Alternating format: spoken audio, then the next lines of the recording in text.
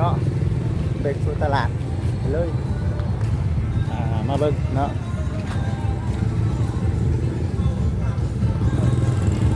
ท่านจริงเห็นแต่ห้านนี่แหละเนาะ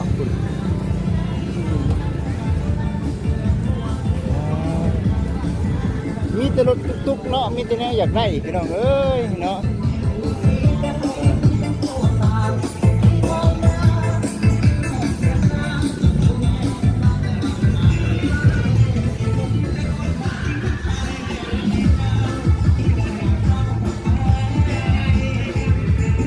นะได้โอ้นักว่ามันบ่ปิ้นนู่นน่ะ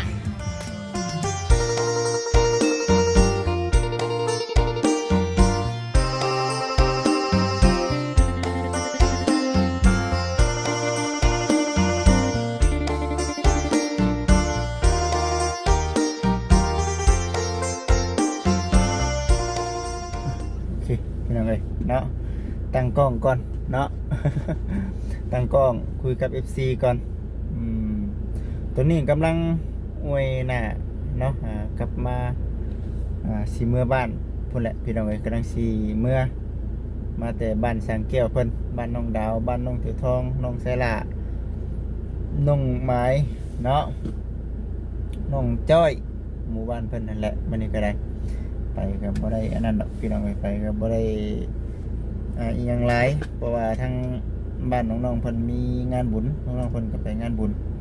พอดีว่าทั้งมีนาเพิ่นก็เสร็จมาเนาะเสร็จมาส่งรูปถ้าพอเพิ่นเนาะส่งรูปถ้าพอเพิ่น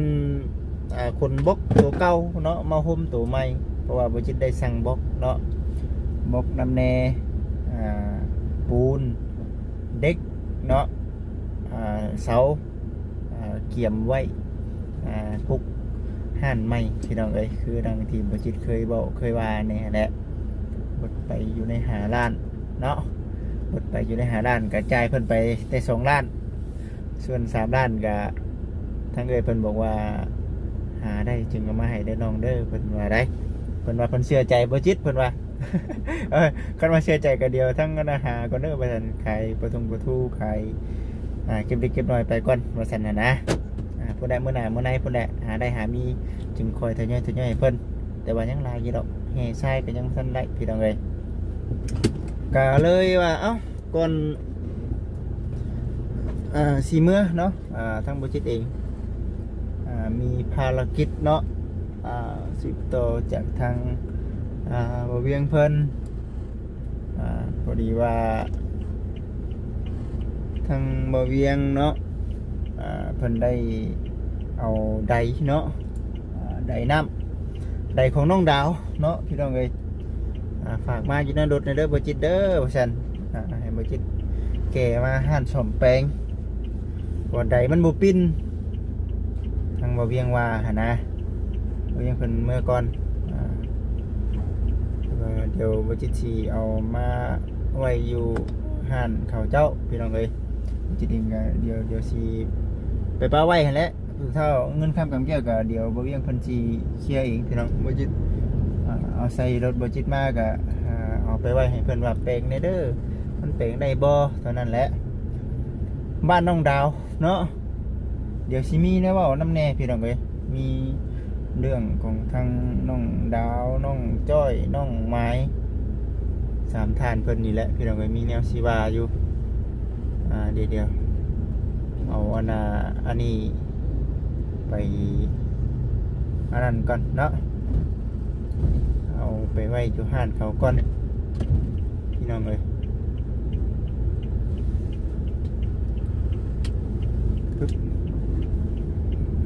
ปึ๊บ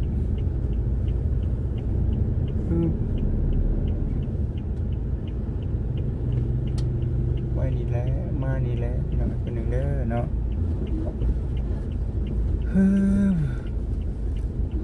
ห้านยังตัวน่ะห้านโทรศัพท์เพิ่นบอกนะบ่เวียงบอกมันได้เองก็เลยว่า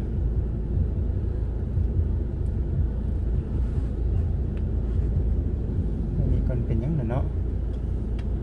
ตัวนี้ก่อนก็ได้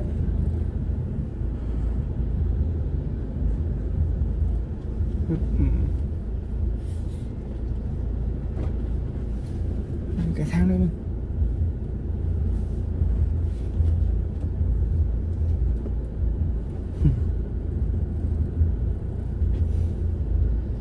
ไหนเนาะ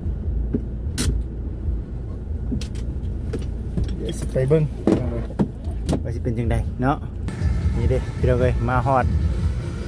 ทางห้านเพิ่นนี่เด้อเนาะอาจริงเนาะแม่นและห้านอาจริงพี่น้องเอ้ยบ่เวียงเพิ่นบอกเนาะเพิ่นน่าสิซื้อของอยู่ห้านอาจริงเพิ่นนี่แล้ววะเนาะพี่น้องเอ้ยนี่เด้เป็นไดเนาะไดปุ่มเนาะไดปุ่มเดี๋ยวมาส่งก่อนมาเบิ่งกันเด้อพี่น้องเด้ออึ๊บเบิ่งดูอึ๊บ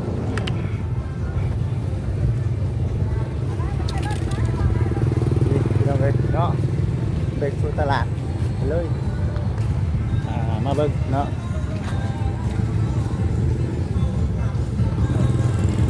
หันมาจริงเห็นแต่ห้านนี่แหละเนาะ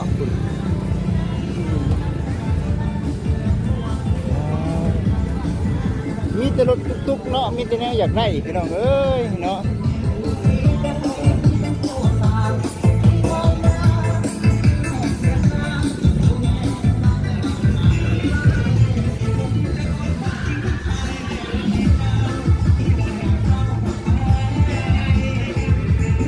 นะได้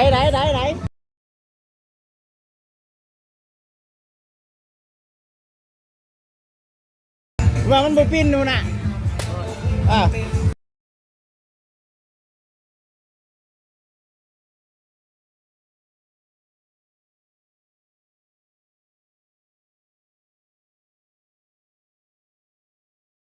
มีแต่ว่าป้าไว้นี่ก่อนเด้อมื้ออื่นเพราะว่าสิมีคนเขาเจ้ามาเอาว่ามื้ออื่นเขาเจ้าว่าจึงสิมาเอาหั่นนะแปลงไว้เลยบ่แปลงไว้เลยโอเคไปสั่นพี่น้องเอ้ยแล้วได้บ่จิตได้เนาะ บอกให้เอามาป้าไว้เนาะบ่จิตเองก็เลยเอามาป้าไว้ก่อนแล้วได้นี่แต่ว่าทางเบิ่งว่าทางบ่เวียงเพิ่นสิมาพร้อมกันบ่คันว่ามาพร้อมกันสิใส่รถบ่จิตมาเลยเนาะไปพุ่นเลยมื้ออื่นพุ่นแหละพี่น้องเอ้ยสิได้เอาอันน่ะใดเนาะสิได้เอาใดไปให้กับน้องดาวเนาะคือเป็นในนั้นเนาะนะพี่น้องเอ้ย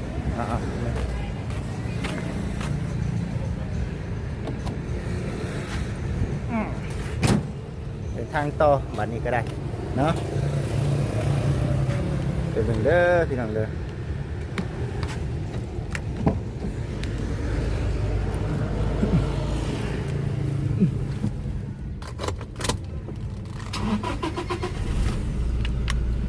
ปุ๊บบุ้ยเนาะบัดนี้ก็ได้แล้วบ่พี่น้องเอ้ยบัดนี้เนาะจะได้แล้วล่ะ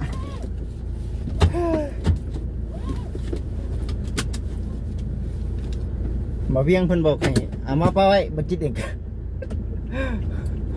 บ่จิตเองก็มาป้าไว้เสร็จแล้วเนาะบ่ได้เผาได้บ่มื้อก่อนว่าซั่นเดี๋ยวสิมาถ่ายบรรยากาศอยู่บ้านกับสามีนาให้กับพ่อแม่พี่น้อง FC ได้เบิ่งได้ชมโอ้ยคำมาแต่รถลากกระลายพี่น้องเนาะประมาณ4 โมงครึ่งสิเข้า5 โมงแล้วมืดเบิดเว้นเนาะว่ะมาบัดนี้ก็ได้เดี๋ยวสิเว้าสู่ FC ฟังมันเป็นจังใดเนาะในเรื่องน้องดาวน้องจ้อยน้องไม้พี่น้องเอ้ยเป็นสิ่งที่บ่คุ้มที่สุดเนาะเป็นหยังคือว่าบ่คุ้มเนาะพ่อแม่พี่น้องเอ้ยบ่คุ้มย้อนว่าใดนี่แหละมันเฮ็ดมันเป็นแบบนี้เนาะใดกับผมมีปัญหาเนาะมีแต่ว่าเรื่องน้ำเนาะเรื่องการเจาะน้ำนี่แหละมันบ่คุ้มเนาะบ่คุ้มสกับผู้รักผู้ใหญ่ ที่เพิ่นตั้งจิตตั้งใจอยากช่วย อันนี้ก็บ่ได้โทษนะทั้งเจ้าของรถบุญเลยพี่น้องเอ้ยบุญสร้างได้มันโทษตรงที่ว่ามันเป็นนำสถานที่นะตัวนี้นะเอ้าเป็นยังคือว่าบ่คุ้มที่สุดคือแบบบ่คิดว่าหั่นแหละหนึ่งคือเฮือนน้องดาวนี่ก็2บอนแม่นบ่บอนเจาะบอนหนึงอันเท่าไหร่ถึงที่เท่าไหร่ก็ 8,000 9,000 เนาะประมาณนั้นพี่น้องเอ้ยมันแพงเนาะ 8,000 9,000 2บอนเด้ซะ2,918นะ 18,000แหละน้องดาวก็ได้คันว่าไรคือปัจจุบันนี้นะพี่น้องเอ้ยขนาด2บอนนี่เด้อฮะน้องดาวนะ2บอนก็ยังนึงน้ำนึงในก็ยังบ่พอเนาะบ่พอสิได้ใช้พี่น้องเอ้ยบ่พอสิได้ใช้ใดก็มาเสียอีกบัดนี้อันนี้คือเว้าอยู่ในส่วนของน้องดาวเนาะปัญหาต่อไปก็คือเฮาฮู้เนี่ยเจาะบนใดก็คือเก่าบ่คุ้มเนาะทั้งน้องดาวนี่เด้อเนาะบ่คุ้มบัดนี้ย้ายมาจบจากน้องดาวแล้วมาใส่น้องจ้อยบัดนี้เนาะน้องจ้อยก็พ่อเพิ่นอีกพี่น้องเนาะ ผู้ใหญ่เพิ่นอุตส่าห์ตั้งใจช่วยเนาะบอนกอกน้ำนะกอกน้ำกอกในแหละก็อยากให้ทั้งผู้รักผู้ใหญ่เพิ่นสมดังใจแหละเนาะแต่ว่ามันเป็นน้ำสถานที่เนาะก็บ่ได้โทษไผเลยพี่น้องเนาะบ่ได้โทษน้องจ้อยบ่ได้โทษสร้างเจาะน้ำเนาะมันเป็นน้ำสถานที่อยู่หั่นแหละมันนูนมันบ่จิตเองก็บ่ฮู้เนาะว่ามันเป็นย้อนสาเหตุหยังมันเจาะบ่ถูกบอนมันบ่ว่าหั่นนะพี่น้องเอ้ยก็น้องจ้อยนี่ก็บอนที่1นี่คือผู้ใหญ่เพิ่นก็เจาะให้เนาะเจาะให้ก็ว่าคักแน่แล้วว่าซั่นคำหยุ่มมือน่ะบ่เบิดว่าซั่นนะพี่น้องเอ้ยเพราะว่าเฮาหยุ่มซ่าน้ำมันไหลทันเนาะบัดพอเอาใส่ใดบัดพอเอาใส่ใดแล้วโอ้ยเนาะน้ำก็บ่พอใช้น้ำก็บ่พอใช้ใส่ดำคู่ดำใดดำทางดำใดนี่เนาะเบิดประสันธนาพี่น้องเลยวันนี้ผู้ใหญ่เพิ่นคิดเห็นเนาะย้อนว่าอยากให้ได้น้ำอยากให้สะดวกสบายเนาะมันก็เลยเจาะให้อีกบอนที่2เนาะเจาะให้บอนที่2พอเจาะแล้วก็ยังบ่ได้คือเก่าพี่น้องเลยมันยังบ่หลายคือเก่าเลยจากที่ประจิตสักไปเบิ่งมานี่ก็ได้มันก็บ่คุ้มกับเงินคำกับแก้วผู้รักผู้ใหญ่เพิ่นแล้วนี่นะสิ่งที่ว่าดอกเนาะก็บ่ได้ว่าหยังเนาะบ่จิตเองก็บ่ได้ว่าบ่อยู่ท่านจังซี่ดอกมีแต่ว่าบ่คุ้มกับเงินเนาะคุ้มกับเงินนั่นแหละ17,000 18,000ก็บ่คุ้มกับเงินเพิ่นเนาะเจาะให้อันนึงแล้วก็โอ้ไล่เลยก็ดีเนาะพ่อพี่น้องเอ้ยแต่ว่ามันบ่คุ้มเนาะจังว่าสิได้เงินผู้ใหญ่เพิ่นนั่นแหละน้องเพิ่นก็โอ้ยสุดแต่ว่าอยากได้แหละแต่ว่ามันบ่มีน้ำก็จำเป็นน้องๆเพิ่นก็ได้บัดนี้น่ะยังน้องไม้อีกพี่น้อง น้องไม้มื้อนี้ก็ตอนหยุ่มคือว่าน้ำลายอยู่ได้พี่น้องเอ้ยเนาะตอนหยุ่มนะมันน้ำมันลายอยู่เพราะอะไรใส่เมื่อนี่5 นาทีเนาะน้ำขุ่นยังบ่ทันเบิดซับพี่น้องเอ้ยเบิดเนาะเบิดน้องไม้ก็ได้พอ5 นาทีจังว่าบ่คุ้มนะพี่น้องเอ้ยเนาะโอ้ยเป็นนี่นั่นเนาะว่าซั่นนะเฮ้ยพี่น้องเอ้ยเอาจังไดก็ก่อนอื่นก็ขอบคุณผู้ใหญ่เพิ่นแหละชุดแต่เพิ่นอยากให้น้องๆเพิ่นได้พี่น้องเอ้ยแต่ว่ามันเป็นย้อนหยังเนาะมันเป็นน้ำหมู่บ้านเนาะคืออยู่แถวเฮือนบ่จิตน่ะแฮงแนะนำน่ะเนาะหลายนะจากที่เบิ่งจากที่เป่งนี่บ่ได้เคยว่าสิได้เบิดได้พี่น้องเอ้ยเนาะนั่นแหละอาจจะเป็นน้ำสถานที่บ่หรือว่าจังได บ่ได้ลึกขนาด30-40 เมตรได้พี่น้องเอ้ยบ่ได้ลึกถึงขนาดนั้นเลยบ้านน้องดาวบ้านน้องจ้อยขนาดว่าเด้อเลิกแท้ๆก็ยังบ่นั่นเนาะยังบ่กุ้มพี่น้องเอ้ย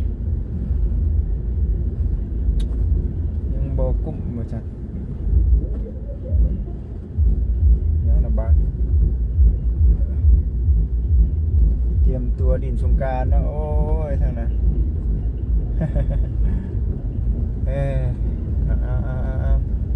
สงกรานต์สิมาฮอดเด้อพี่น้องเด้อเนาะสงกรานต์สิมาฮอดมาถึงแล้วFC ทุกท่านเนาะเดินทางกลับบ้านกลับซองขอให้ตลอดปลอดภัยเนาะมาเยี่ยมพ่อเยี่ยมแม่เยี่ยมญาติพี่น้องเยี่ยมบ้านเกิดเมืองนอนทางตลอดปลอดภัยขอให้ FC ทุกท่านเนาะมีความสุขในการดินบุญปีใหม่สากลเนาะปีใหม่ดินสงกรานต์เนาะว่าขอให้มีความสุขเด้อพี่น้องเด้อเนาะปึ๊บกองเป็นลมพี่น้องเอ้ยเนาะเข็มได้พี่น้องเอ้ยบนเฮิงเนาะอยู่บนเฮิงก็คือสินั่นแหละหากองอุทิศก็ได้เกินแล้วเมื่อวันที่10เดี๋ยวนี้เนาะ13-14นี่แหละเพิ่นเริ่มเนาะเพิ่นเริ่มเฮ็ดบุญปีใหม่ก็ได้สงกรานต์ก็มีแต่บ่จิตเบิ่งก่อนพี่น้องเนาะมีเงินมีคำก็อยู่ว่าแล้วสมมาพ่อกับแม่แน่แล้วก็กับว่านั่นก็สิซื้อของอยู่ของกินมากินอยู่เฮือนอยู่ชานนี่แหละพอปีใหม่ สงกรานต์ครั้งแรกจะเชื่อเนาะ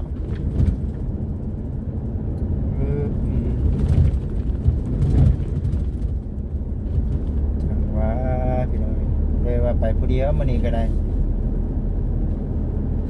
ทางมือได้ล่ะที่สิเมื่อเบิ่งเครื่องของเฮาแล้วก็คันว่ามันได้สำใดสำหนึงก็หามื้อหายามแล้วพี่น้องเอ้ยเนาะแต่ว่าในเรื่องค่าช่างเนี่ยบ่จิตก็บ่ได้มีดอกสิว่าเฮ็ดจังได๋เฮาต้องจ้างช่างคำว่าจ้างช่างก็ได้เนาะเราต้องจ้างช่างของเขาเนี่ยก็ได้แต่เสาเนาะบล็อกปูนแล้วก็เด็กเนาะชายกับชายเก่าได้พี่น้องไงเฮชายกับอันเก่าและบุพพล็อกทางพอแต่ว่าให้มันเบิดไปก่อนเนาะแต่เฮกับชายก็ยังไม่ทันได้หรอกอยากเอามาเฮ็ดบอนไม้พี่น้องเนาะคือเป็นอย่างคือว่าอยากเฮ็ดคือมันหัวเนาะบางหันนะหัวแห้งบ่ได้หัวแต่เฉพาะบอนแป้นนะพี่น้องเอ้ยหัวบัดคือ FC เห็นนั่นแหละจักสิจิกนี่ใดจักสิเฮ็ดแนวใดนะพี่น้องเอ้ยมีแต่คือเห็นอย่างเดียวคือม่างเนาะม่างเด้อเอาสังกะสีใส่ไม้เอาสังกะสีใส่ไม้บัดนี้ขึ้นไม่ว่าเนี่ยใดเขาก็ต้องได้จ้างอยู่เหมือนกันนะจ้างโดยเจ้าเฮ็ดไม่อยู่แล้วบ่จ้างนี่ใครกลัวบ่สันนะพี่น้องเอ้ยเฮ็ดไว้นี่ใครกลัวบ่สันก็เลยตัดสินใจซื้อเสามาเลยก็บ่ฮู้ว่าสิแล้วปีนี้บ่พี่น้องเนาะแล้วปีนี้ก็โอ้สาธุเนาะขอให้แล้วแหละพี่น้องเอ้ยเนาะว่าย่านเวลาผ้าลมฝนตกมาแล้วบนจิตผมมีบนไว้ตู้เย็นเนาะบนไว้ตู้เย็นบนจิตมันเปียกเบิดได้เราบ่อยากง่ายทางนั้นง่ายทางนี้เนาะพี่น้อง FC มันนึงมาเป็นยังคือแบบนั้นเพราะยามฝนนี่บนจิตสิง่ายตู้เย็นเข้าไปในเฮือนพุ่นเอาไปมากันค้ากันขายเฮาก็สิบ่ได้ปานใดแค่นี้เนาะเฮาเฮ็ดทานใหม่แหละฝนบ่ตกฝนบ่หัวมันก็สิตู้เย็นก็อยู่หันเลยว่าซั่นนะพี่น้องมีสิไข่เนาะว่าภาวนากับปีนี้ก็โอ้ให้มันแล้วไข่ดอกขนาดพี่น้องก็ทางเบิ่งไปนำกันเนาะพี่น้อง FC ไปซั่นเนาะคือสิประมาณนี้แหละทางบ่จิตเองก็สิได้ขอตัวจบคลิปก่อนเนาะมื้อนี้ก็บ่มีหยังหลายเนาะเว้าคุยเว้าจาโอ้ขึ้นไปขึ้นมาบ่คุ้มแล้วนี่ว่าบ่คุ้มกับเงินคำแก้วของผู้ใหญ่เพิ่นแล้วนี่ว่าก็เลยมาเว้ามาว่าก็บ่ได้ว่าจังได๋ดอกเนาะมีแต่ว่า ไปแล้วก็เอาเป็นในเด้สันเนาะพี่น้องทุกซีมีแต่ว่าลงไปน้ำกันเมื่ออื่นขึ้นว่าได้ก็สีเกไปเนาะพี่น้องเลยถ้าชาสำหรับคลิปนี้ผมจะเองก็จะได้ขอตัวทุกคลิปกันเด้อพี่น้องเด้อสบายดีพี่น้องเอ้ย